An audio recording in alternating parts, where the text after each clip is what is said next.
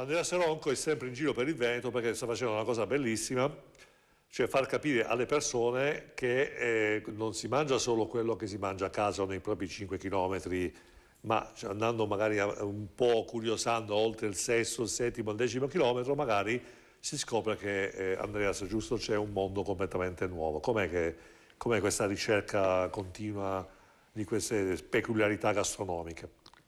Diciamo che il Veneto è grande e ogni città, ogni paese ha diciamo, le sue tradizioni culinarie, no? E niente, per me è una scoperta anche personale perché adesso l'ultimo video che ho fatto sulla Pearà, specialità veronese, è stata una cosa veramente, è una scoperta anche per me perché non la conoscevo. Io da vicentino ho detto, mi sentivo sempre nominare sta Pearà, no? Che i veronesi proprio ce l'hanno dentro al cuore. Ho detto aspetta che la vado a provare, allora ho trovato una nonna, ok? Ho detto devo farmela preparare da una nonna, ok? Ho trovato nonna Paolina, 85 anni, che me l'ha preparata insomma a modo suo, insomma dopo... E allora, senti, visto che Andrea ci ha incuriosito, allora Marco, abbiamo questo contributo filmato di questa nonna che gentilmente si è prestata per Andreas e scopriamo assieme che cos'è la Pearà. Ciao imbruttiti, oggi sono a Rivoli Veronese in provincia di Verona e oggi vi parlo di uno dei pilastri cementizi della cucina veneta, tradizione di Verona, dove è una vera e propria istituzione, spudoratamente buona, la Pearà. Siamo venuti a casa di nonna Paolina, lei ha 85 anni, veronese, doc, vera maestra della tradizione della Pearà che adesso ci andrà a raccontare. È la tradizione, sì. E non è qui che le fa, ma non è qui che non le fa. L'ha sempre fatta. Quando che una voglia di mangiarla, se le fa. Non fa una piega sto discorso, perché sono così orgogliosi della Pearà. Non ho mai capito, perché mi qui altri non ho mai parlato. Ah, ecco. Non devo chiederle perché. Anche questo è un discorso che non fa una piega. Una salsa di pomodoro. E quindi a Napoli la salsa di pomodoro e a Verona? Della Pevrà. Io ti adoro con la salsa di pomodoro. E nonna Paolina? È un po' birichina. Ah, ecco. Fare il brodo. Per il brodo. Se il misto è più buono, no? Lingua, pollo e carne. Mette nella pignata con l'acqua, dopo si fa bollire finché è cotto. Mi lo fate voi 2 ore. Poca di sale e basta. Sedano, cipolla, pure la carota, ma io la carota non. Ah, ti piace la carota? L'ho mangiata 70 da piccola. E l'ossobuco per la Pevrà, l'ossobuco. È dentro la miola.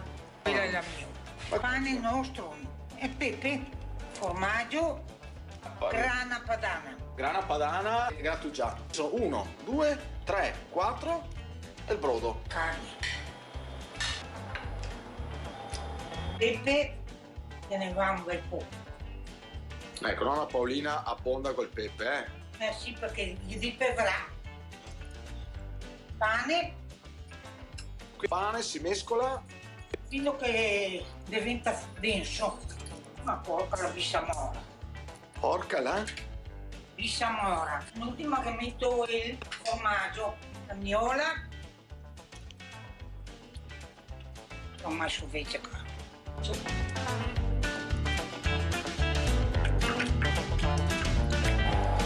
Aspetta a portare la casa tua mamma. Portati a casa una scarsella. Una scarsella piena di Pevrà. Nonna Paolina ci ha preparato il bollito. Questa è la Pearà per accompagnare la carne. C'è proprio il bollito con la Pearà. Sì. Così, giusto? Sì. Si mangia così la Pearà. Giale. Grazie. Nonna Paolina prepara anche la Pearà a volte per le sue nipoti al bar trattoria La Passeggiata qua vicino a Spiazzi. La Sciappa un sacco di complimenti. Nel bar a sedere. Ah, ecco perché la prepara con la scusa del vero. Li metto tanto. Vengo dopo che passa. Saluti e baci, paga la multa e taci. Chi vuol sapere chi sono io, cavate le scarpe e corri medrio. Bene, complimenti Andrea, anche se l'abbiamo vista un po' lo stesso colore della sua maglietta. Ma cos'è, troppo pepe? Come mai? Cioè, No, diciamo che lei diceva, perché gli ho detto, ma Paolina, ma tutto sto pepe, mi sono un attimo preoccupato, mi sono spaventato.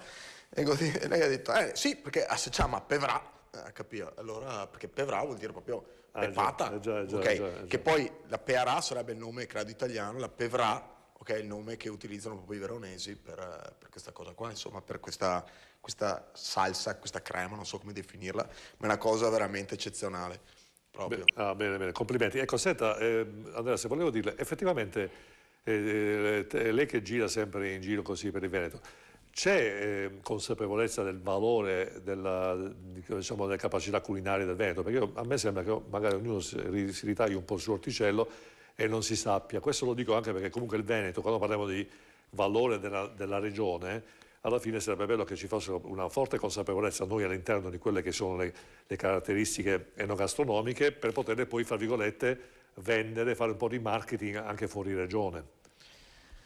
Allora, questo è un punto un po' delicato, nel senso che allora, il mio pensiero è che non c'è assolutamente, soprattutto tra i giovani, un discorso di, com'è che l'hai chiamata? Di consapevolezza diciamo soprattutto delle capacità culinarie, delle ricette della tradizione, piuttosto che l'utilizzo magari delle ricette rivisitate e via, che il marketing si spinge sempre, soprattutto, cioè, allora, quello che fa marketing, ok, adesso tra i giovani è, diciamo, le foto Instagram, no? E nelle foto Instagram fa più figo dire è il sushi, è questo e quello. Cioè, io ho fatto anche dei video, no, che dicevo in maniera simpatica, dicevo, ma come te vuoi, ero in macchina con la mia finta ragazza e lei mi diceva, ma mi porti amore a mangiare il sushi? Dicevo, ma come a mangiare il sushi che te paghi, non cucina neanche, cioè nel senso non cucinano neanche e mi tocca mangiare il pesce crudo.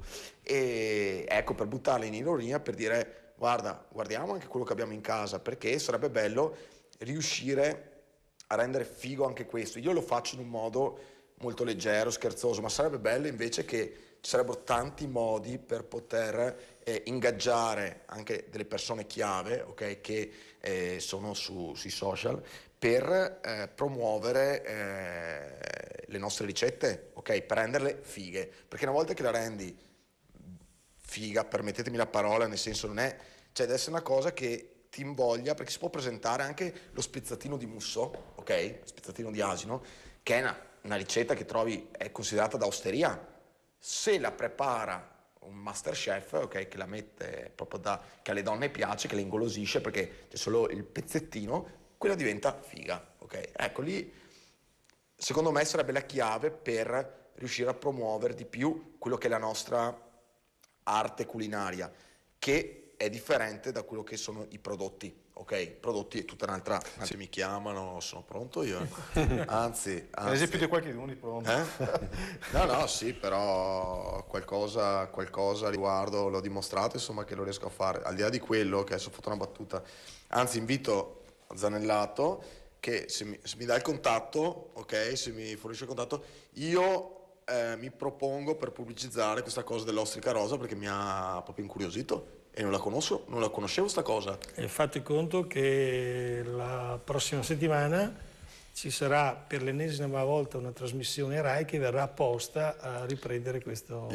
Però ma sì. Vengono volontariamente, cioè non è che. Sì, ma vengo anch'io volontariamente. Ma sa una cosa, che a volte sono, come dire, la Rai viene che ha conosciuto sta cosa e noi stessi veneti, come non conosciamo la Pearà, non conosciamo il nostro territorio. Per me è fondamentale riuscire anche a trasmettere ai veneti, far conoscere per primi la consapevolezza delle proprie capacità, insomma.